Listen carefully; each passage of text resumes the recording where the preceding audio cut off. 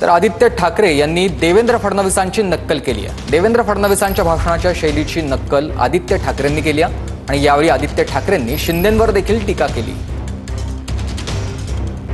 आपण पाहिलं असेल फडणवीस साहेब एकदम बेंबीपासून ओढत होते, म्हणजे घशामधून पण नाही, की आमचं सरकार येणार आणि सरकार आल्यानंतर आठवतं ना काय काय सांगत होते ते?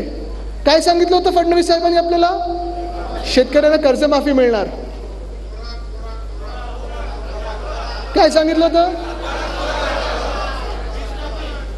वीज माफी, 7/12 कोरा, अजून काय काय सांगितलं होतं? हे सगळं सांगितल्यानंतर फडणवीस साहेबांचं सरकार बसलं।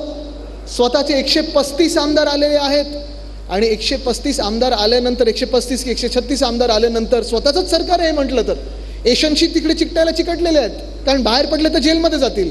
आज जातात गावाला, अमरावतीवरनं थेट गावी जाणार आहेत बघा, कारण नाराजीचं नाट्य सुरू झालंय।